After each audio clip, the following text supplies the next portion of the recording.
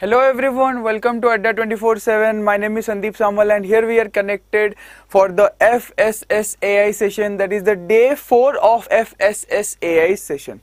Okay, so I hope so everyone is connected and please like the session and share the session. Hi Sankarshan Sahu, welcome to the session.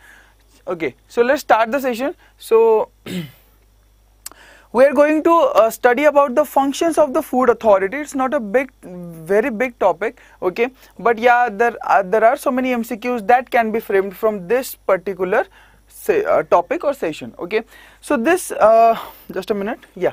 So what we are going to study about is functions of the food authority. So in the last class on Saturday, I explained what exactly is the food authority. Food authority is the apex body or the apex authority for the food testing and analysis. Okay, not exactly for each and every matter related to food safety, right?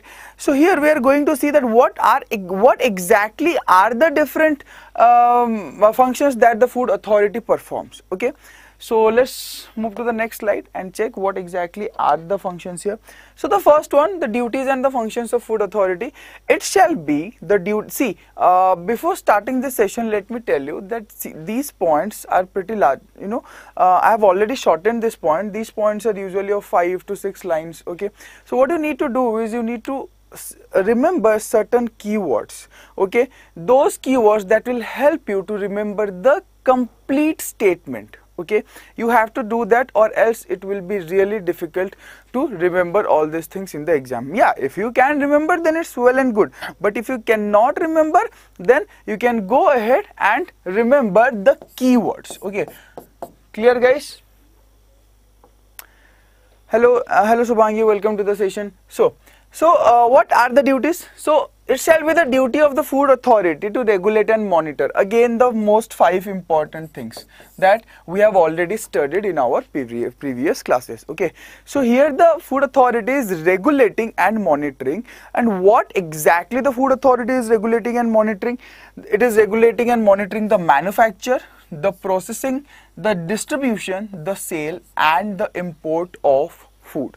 Clear guys? Okay, so these are the things that the food authority is regulating and monitoring, okay, of food so as to ensure safe and wholesome food. Next, the food authority may by regulation specify, that means the food authority can specify some of the things according to the rules and regulations. Let's take a look what are the things that can be specified. First one is the standards and guidelines. Okay, the standards and guidelines in relation to articles of food and specifying an appropriate system for enforcing various standards notified under this act. Okay, so what, see the standards and guidelines here. In the previous classes we have seen that there are so many standards and guidelines that the FSSAI follows to ensure that the food that reaches the consumers is safe, right?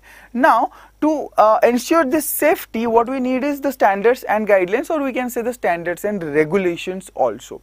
Now these standards and regulations are usually prescribed by the food authority. Now first of all, these are prescribed to the food authority by the technical committee, and the food authority is the one who is going to decide that what kind of standards and guidelines should be set for a particular category of the food. Okay, next, the limits. We have already seen about this in the functions of FSSAI. The limits, limits of what? Limits of all the things that are added to the food. For example, different kinds of additive, different kinds or different categories of other foods that are added to a particular food. Okay, for example, whenever you are going to purchase a bread, now bread doesn't only contain wheat, it contains so many things. It contains sugar, it contains some preservatives. So especially these preservatives should be added in a particular quantity, and these quantities are specified by the food authority. Okay, so the standards and guidelines in relation to articles of food and specifying an appropriate system for enforcing various standards notified under this act. Okay, this one was about the standards. Next one, the limits for use of food additives. Okay, next, crop contaminants. Okay, for example, all the pesticides, fertilizers, each and everything, all the chemicals that are used by a farmer.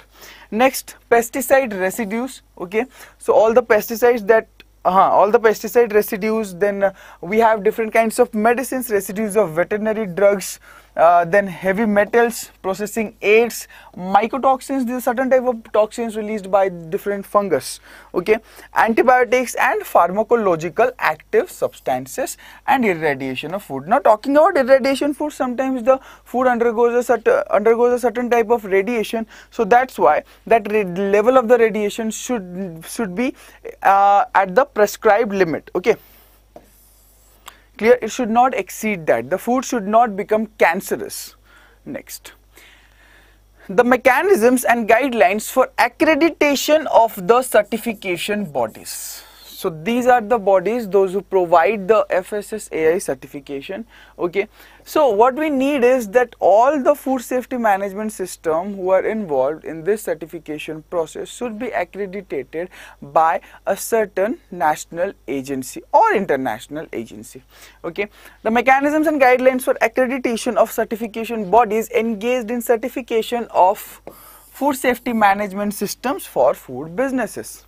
Next, the procedure and the enforcement of quality control. Kindly pay attention to all the words that have been bold here. Okay, the procedure and the enforcement of quality control. Okay, so talking about the quality control, now exactly what we need to see here. Okay, how the laws related to the quality control or the food safety is being enforced, that is also important. Okay, like let's just imagine that there is a committee or there is a group of people who usually sit down and talk about the different laws, different rules and different regulations that are going to be introduced, right, or that are going to be enforced. But there is another team here who goes to the ground level, I mean goes to the consumers, to the food safety, to the food business operators, and ensures that these rules and regulations are being enforced. So that's what we are talking about. Okay, the procedure and the enforcement of quality control in relation to any article of food imported into India. Okay, next, the procedure and guidelines for accreditation of laboratories. Clear? Okay, so all the laboratories that are present here, okay, all the laboratories that are present here, okay, that are involved in food testing and analysis should be accredited. Okay, so we will talk about these accreditation. Now these accreditation are given by NABL. Okay, the central accreditation is given by NABL. We will also talk about that. Okay, next, the method of sampling, how the food should be sampled. For example, if you are a CFSO or if you are a food safety or state food safety officer, then your work is in the on the field. You can call yourself as a field operator, okay, or a field level worker. Okay, why? Because usually you have to go to places to places and see that if the food that is being served in the restaurants or the food that is being sent to any place like bakeries and all, they usually cook the food and send to different places. Now these foods should be sampled. Now sampling means why they should be sampled. If you get a feeling that yeah, there is something wrong with this food, or you see something that can lead to the food poisoning or unsafety of the food, right, in those cases sampling should be done because the food needs to be analyzed, right. So there are certain methods of sampling, analysis and exchange of information among the enforcement authorities. Okay, so next, conduct survey of enforcement and administration. Now what exactly is this thing? There is a team here who usually takes care of the rules and regulations. There is a team here which takes care of the enforcement. Okay, now there is another team here which takes care of the official administration. Now are these people really working at their let me just, yeah, okay, so are these people really working in their respective sector properly? This can be, usually this is assessed by surveys. Okay, so are the rules, are the laws, are the regulations being enforced in a proper way? So is the administration working properly in this act? Okay, next, Food labeling standards including claims on health, nutrition, special dietary uses and food category systems for foods. Okay, so we can see that the food labeling standards here. Whenever you will see a food label, usually you will find the FSSAI logo as well as the license number of the food business operator. Okay, now these foods, whatever information they are providing on the label, okay, these food business operators, whatever information they are providing on the label should be correct. Okay, the information should be correct here. Okay, and there are certain rules and regulations regarding these informations also. That means what they need, what are the what are the information that they are going to provide, and also these things are also regulated by FSSAI, including claims on health. If there is a certain food which is saying that by consuming this food this will cure this disease. For example, you might have heard about so many foods here that drink this and the diabetes, you will be free of your diabetes and all. Okay, so we have to the food business operators who are claiming these things also have to take care of certain things that are mentioned by the FSSAI. Okay, then nutrition. Okay, then special dietary uses. For example, we have different Horlicks and different beverages here, like for example, you have energy drinks that claims that when you drink it you will be full of energy. Okay, and then you have different variants of Horlicks like mother's Horlicks, women's Horlicks, sugar-free Horlicks for diabetic uses. So these are the things. And food category system for foods. Next, the manner in which and the procedure subject to which risk analysis. Now, there is another, these are another, the risk assessment, risk analysis is another sector of the functions that comes in the functions of the food authority. Risk analysis, risk assessment, risk communication and risk management shall be undertaken. The food authority shall also provide scientific advice and technical support to the central government and the state government. Okay, because there is a technical committee attached here, right? So they can also provide scientific advice and technical support. Search, collect, collate, analyze and summarize relevant scientific and technical data related to. So these are common English terms, so I don't need to explain these, right? Scientific and technical data related to food consumption. Okay, and is there any risk associated with the consumption of the food? Second one is incidence and prevalence of biological risk, again related to food, microorganisms, bacteria, fungus and all. Then virus, as we are already facing one. Contaminants in food. Okay, residues of various contaminants, pesticide residues, identification of emerging risks. What are the risks that can arise from a particular sector of food? Okay, Then introduction of rapid alert system. Now what exactly is rapid alert system? Whenever there is any kind of contamination, any kind of risk that is being that has arisen from the food industry, then there should be a rapid alert system. That means each and every each and every person or all the places adjacent to that particular area should be notified, should be alerted. Okay, should be alert. Okay, and this alerting system should be rapid. That means it should be really fast, so that the side effects or the risks that the food contamination can cause can be reduced here. Next, promote, coordinate and issue guidelines for the development of risk assessment methodologies. Okay, so what they need to do? Promote, coordinate and issue guidelines for what? Development of risk assess. How you are going to assess the risk? What exactly is the risk? These are also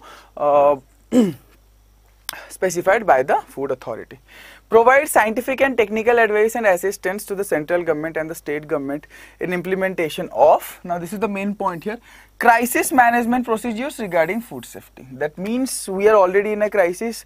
Let's take an example that COVID-19 can be, or COVID-19, we are just taking an example. We hope we don't jinx it, right? So COVID-19 is transmitted through food. Then the FSSAI or the food authority should lay down a set of procedures, guidelines that can prevent this transmission of a virus or any kind of microorganism or risk due to food.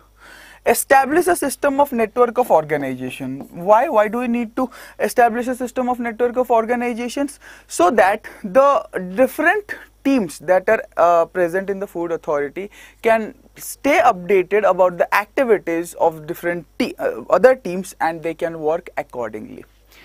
So it's basically a communication system we are talking about. Now, provide scientific and technical assistance to the central government and the state governments for improving cooperation with international organizations.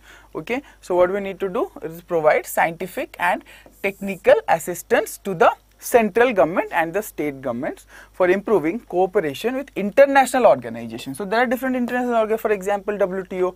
Okay, we have to work in line with their rules and regulations also, because we are exporting a lot of things from India. Okay, so if our rules and regulations are not in line with the WTO, then the product might not get exported. We may face a trade ban also.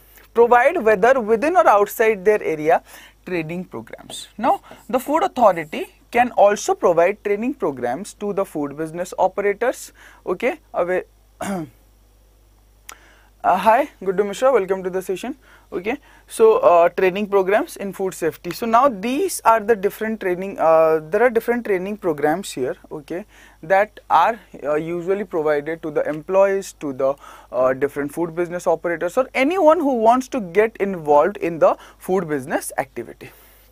Okay, so this was it for promote general awareness to food safety and standards. Okay, so they can also promote general awareness as to general awareness for whom? For everyone, for people like you, people like me. Okay, for everyone, a general awareness should be promoted to ensure food safety and standards. Okay, next. So this was it for today, the roles, the duties and the functions of the food authority. Now you know that we have batches for these. Okay, so this is the batch where only FSSAI will be taught for assistant, personal assistant and junior grade assistant. Okay, the MRP is 8999, but by using the code Y291 you can get the batch at 2069. Okay, next we have CFSO and TO batch. Okay, so here three faculties will be involved here. Okay, for food science and FSSAI. Okay, so the price is 12,999, but you can get this at 2989. Okay, these are the maximum discounts that are available right now with this code Y291. Now there are also these e-books. You can get these from the Odisha 24/7 store with the help of the same code, 229 for personal assistant, 321 for CFSO, TO and assistant and junior assistant. Then we have this test series here. Okay, so in the test series here you have assistant and junior assistant, technical officer and CFO and personal assistant.